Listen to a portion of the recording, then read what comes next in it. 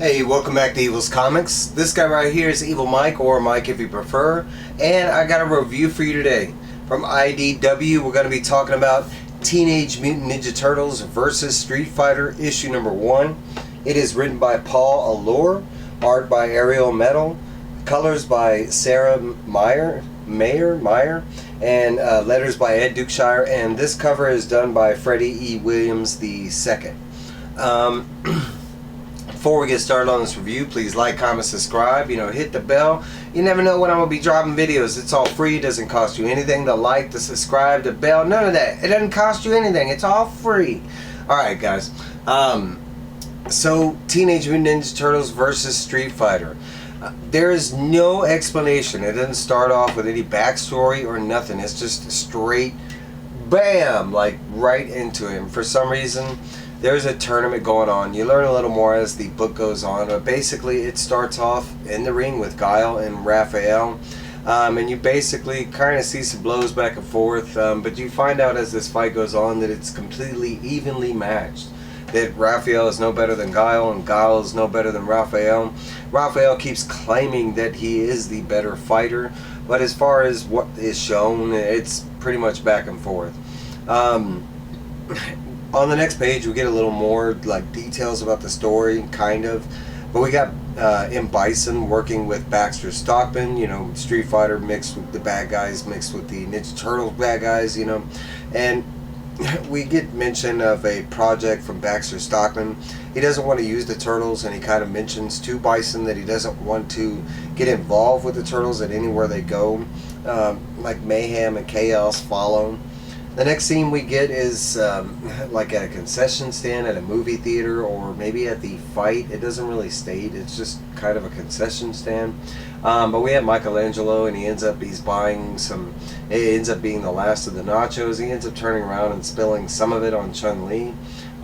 There's apologies and stuff like that go forth. As this is going on, a father runs up to Leonardo, and he has a picture of his little girl that's supposed to be in the tournament, and all of a sudden she has disappeared. We have Leonardo looking over the picture. We go back to the fight, and it's basically the same thing as before. The fight is evenly contested. There are like shots of other characters from out both universes. I will say, whenever they do these shots in the background, they're not the greatest of art. The real art is in the front. Like if you look at Chun-Li's face, it's kind of like not even all the way there. But that's not, we got the fight going on, right? So we do hear from, basically Bison that at this time he's kind of, seeing what he needs to see because he's secretly watching, and there's like, I don't know if it shows it here. Yeah, it's there. But as the story goes on, it's kind of the background that's never mentioned, but there's like this floating like drone. It's right there, but I'll kind of point it out as the story goes on. But that's how Bison's watching. You can see it there. Oh no, that was his fist. I don't know. I'm looking at the screen. But the little drone does pop up, and that's how Bison's getting his information. So eventually Bison does call the fight. He's like, alright, I've seen enough. He's talking to the referee, and basically the referee, like, and you can see he's like talking to Bison, but the referee, he basically calls like a low blow, like a false penalty, and basically declares Guile winning by a default because Raph threw an illegal punch to Guile's throat.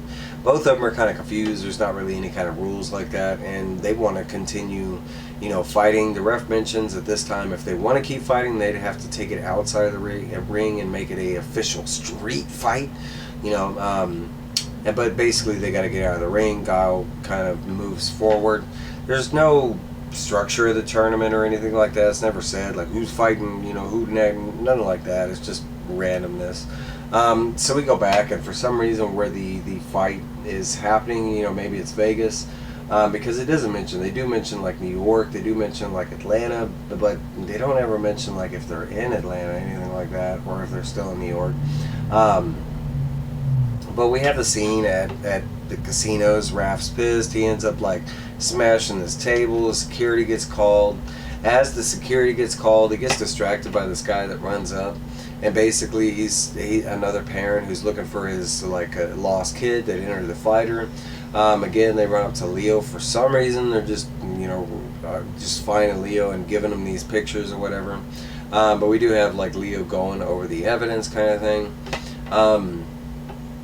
Raph in his little pissed off mode, he ends up like leaving and stuff.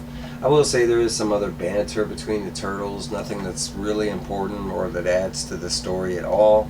And there's some like tried jokes that happen, like specifically a joke about Guile, and Raph keeps trying to call him names, but they come out weird, and Mikey even comes out with a better, a hurtful slang. He just comes up with general hair gel. Okay. So for some reason we go back to the next fight. They leave the casino, and we find out who the next fight is, and sure enough, it's Chun-Li and Michelangelo. She gets right into it. She basically kicks the shit out of Michelangelo halfway across the ring. He's kind of weirded out. He's like, wait a minute, I've seen like tournaments and boxing matches, and aren't we supposed to like go around the ring and size each other up? And she basically says that she did when they were, when he spilled the nachos and stuff on her. At this point, Chun-Li just commences to beat the crap out of Michelangelo. For some reason, Michelangelo is not fighting back at all. He mentions like some things about like that he learned some stuff from his sensei and his master. But that's basically it. And the whole time he ends up trying to avoid fighting with Chun-Li, and he does a good job of bouncing around the ring, trying to avoid getting hit. But and she mentions out that evasion is a good tactic, maybe in war and that kind of thing. But when you're in the ring, when you only have so far you can go, it doesn't, it's not a good tactic or whatever. And she eventually uses one of her signature moves from the game, where she, does the sleeper hold with her legs and basically does the Frankenstein and grabs him down, to the ground, smashing him down. And at this point, she gets him to tap out, and he literally, he taps out. There is some conversation after that, and it's by Chun-Li, and she states, vocally, how it was a disgrace that he didn't want to fight her, and the way he was going about it and stuff. And she says it like boldly, loudly kind of thing, that how disgraceful it was to fight him and stuff like that. And hopefully the next person she has to fight will be a little more disgraceful. There is this kind of back talk from Mikey, and he's like, man, you're so blunt and assertive, and she's like, that's kind of how we fight in the ring kind of thing, so I have to be that way. And he's like, yeah, I like it, and they kind of get this she blushes, and he's got this sly turtle look, yeah, mama, I don't know. So we do get some Street Fighter action where for some reason they're all hanging out together, Chun-Li, Guile, Ken, and Ryu, and they're just walking down the street talking about the match that took place with, both matches really, but more so Chun-Li, and how it was disgraceful, and basically that he defeated him. And it was kind of the same thing with Raph, and Guile's kind of questioning that Raph had cheated or something like that, but it didn't make any sense because he's the one that progressed. And he just goes back to the ref. Of course, they don't know the ref's working with Bison and stuff like that.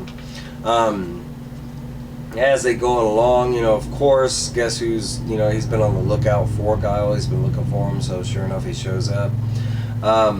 Of course, as all this is going down, and like I said, it's kind of like little Easter eggs, but that's how Bison's watching. They show the drone. It's not in every panel, but it is there, and it's kind of, at least on a story standpoint, it's they're trying to make it accurate, but so we got Bison over here, and he's watching what's going down. Baxter Stockman mentions again that he's not interested in the turtles, that they are not a part of this plan. He keeps mentioning this to Bison. Bison actually gets pissed off at this time and tells Baxter Stockman to leave and get the hell out of there so he can watch this real fight that's about to go down. But sure enough, it's the same stuff as they showed before. They do show the scene right here where they're both punching each other at the same time, but it's still pretty much an even match.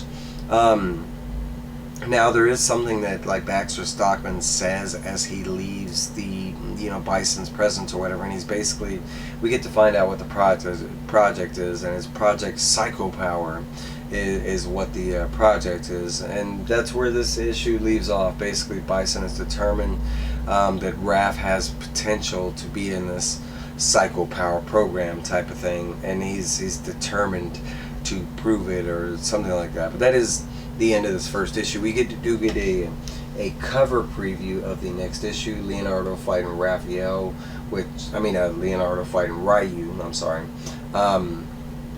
which was this cover. And, it would have been cool if we would have got Guy on, Guy on Raph on the cover. But that's basically where this issue leaves off. There's no paragraph or nothing about what's coming, but the way this issue went down, they don't need to. They just throw you right in there, right? Now, that's my review, right? Let's get into some final thoughts. Now, this wasn't the greatest of reads, but it's pretty much an action smash-up, kind of thing. We got Ninja Turtles versus Street Fighter. On one side, we do have a lot of Ninja Turtle characters. Even Janeka, I think that's her name. She's even in there. But on the other end, Street Fighter wise, we only have like 5 characters. We have the 4 main heroes, and then we have Bison, which was kind of limiting. I thought we'd maybe see Cammy or E Honda or Dawson. Now, first issue, so maybe we'll get to see some characters down the line. But it wasn't a bad read, I will say that the main art that the book wants you to focus on is the better art. Background art is a little sloppy, but it was a fun read, But that is my review on Ninja Turtles versus Street Fighter, the first issue. Let me know down below if you read this. It did drop a couple weeks ago. If you liked it, that kind of thing, let me know. Alright, guys.